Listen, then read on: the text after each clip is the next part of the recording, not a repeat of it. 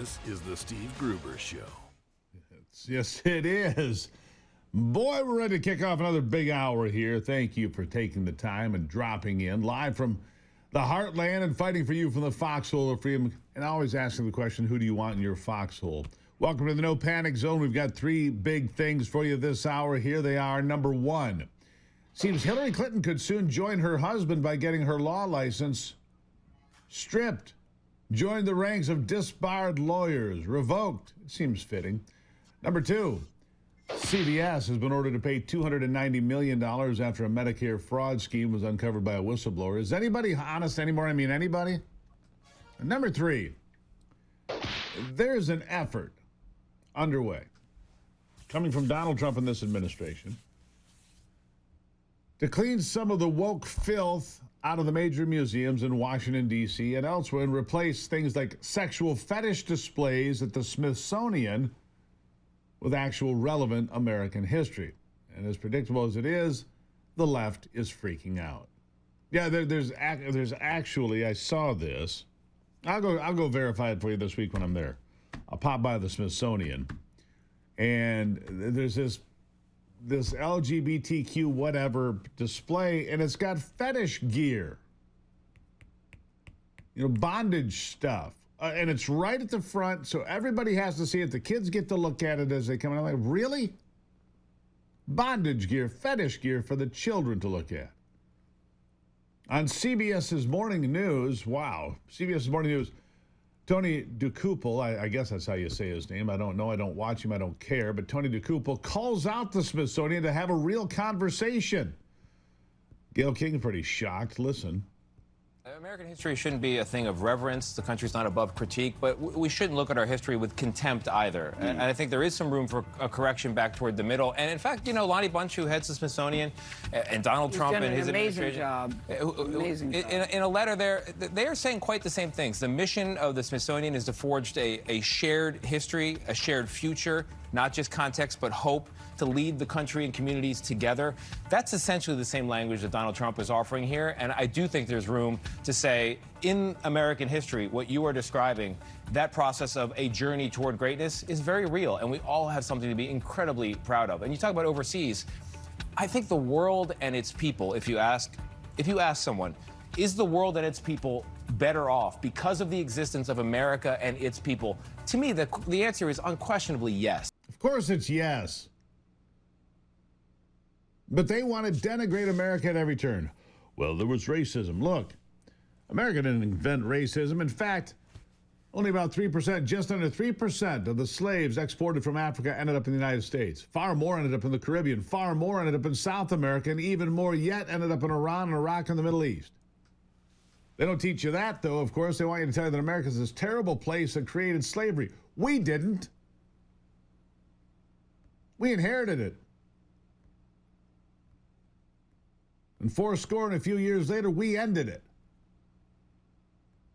Hundreds of thousands of people died to end the scourge of slavery, embraced by Southern Democrats. Less than 2% of Americans ever owned slaves. And for those of us here in the North that had family members that fought in the Civil War, how dare you? How dare you impugn our family names and our efforts to release slavery and end it? The Constitution called for the opportunity to end slavery in 1808. We just didn't do it because we had a series of weak Democrats. People like Franklin Pierce, James K. Polk, and other weak Democrats. Single-termers, terrible presidents, one after another, until Abraham Lincoln was elected. He was the first two-term president since Andrew Jackson. Let me be clear about that, not Johnson, Jackson. Anyhow, Scott Jennings dismembered the whole idea that we should have nothing but woke museums. Nothing but woke museums. It's time to present America as a shining city on the hill. Yes, do we have our problems and our downfalls and our mistakes? Sure. Are we perfect? No, but by God, we're better than anybody else, and we have a lot more to be proud of than to be ashamed of. Listen. That it was our original sin. We also fought a war to eradicate it and to get over it as a country. And that was a necessary thing that happened, and a lot of people died, and we did eradicate it, and that's a good thing. I think what he's asking is, in our museums, what defines us? Are we going to be defined by the worst moment or the worst institution or the worst mistake we ever made?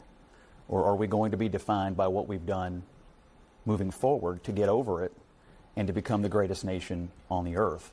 My belief is that he wants to look at these museums, not because he wants to do away with the idea that slavery occurred, but that he wants to ask a very simple question. Are we going to present ourselves as being exceptional or not?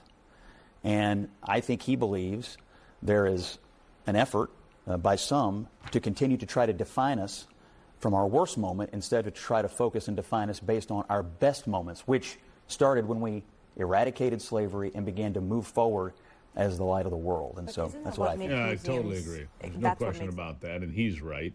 Scott Jennings nailing it again. Look, think about your worst day. Dumbest thing you ever did, worst thing you ever did, whatever it might be. Maybe there's 2 or 3, maybe there's 10, I don't know. Whatever it is.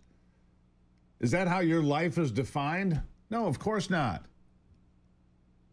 No. Your life is not defined by your worst moment. Hopefully it's defined by your best moments. It can be tempered a little bit because something bad happened in your life, or you made a bad decision or a rash decision or a radical decision or whatever it is, but hopefully your life can be defined by your best moments. Same way the country should be judged, not on its worst moments. That's my take on it anyway. That's my opinion on it anyway. And I think that's really important. I do. I think it's important that we define ourselves on our worst moments. How about a little word from Hillsdale? Time is our most precious commodity. Many of you have asked how you can use it wisely to improve yourselves and those around you. One of the things is to find out about American history and America itself. Here's a perfect way. Hillsdale College offering over 40 free online courses on subjects like Western philosophy, the great works of literature, economics, the U.S. Constitution. I highly recommend the Introduction to Aristotle's Ethics, How to Lead a Good Life, where Hillsdale College President Larry Arnn guides you through Aristotle's teachings on human nature, the good life, virtues necessary for happiness.